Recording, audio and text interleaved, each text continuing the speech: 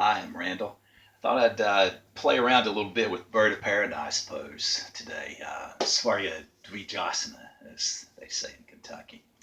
Um, there's a lot going on in the pose. There's the hip stuff, there's shoulder stuff, there's balance stuff, and a lot of the um, poses that you see that are done to prep for it involve the hips and the shoulders. So maybe you could do some of those that work for you.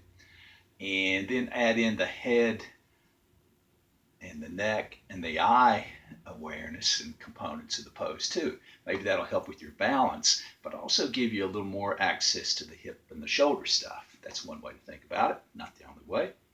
Um, so let's say I'm going to be standing in mountain pose, and I'm just working on finding a soft focus. By that I mean I'm seeing something ahead of me to steady my eyes, steady my head, keeping my head level in many senses of the word, and also being aware of my peripheral vision. So then from there maybe I'm just working on lifting my leg up. So I'm using the power of my hip flexors to do that, and that ability to just raise the thigh up to hinge at the flex at the hip. So maybe I've got that component. And then I just work on keeping the steady gaze, breathing, and slowly straightening the leg to whatever my capacity is. So I'm working on the quads and the hip flexor as well there. So that might be a component that I work on for a long time, just being able to do that.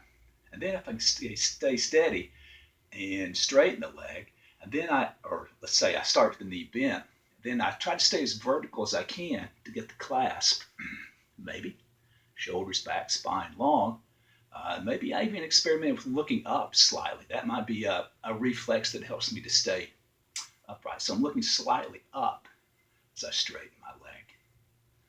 Or I can experiment with that. Maybe I'm also turning my gaze and then coming back out of the pose. So that's a pretty stable, but yet still challenging version to do. Maybe I want to add in the more dynamic version where you're coming up from the floor with more of your body. So you get the clasp down low at the ground, which is typically the way it's entered into.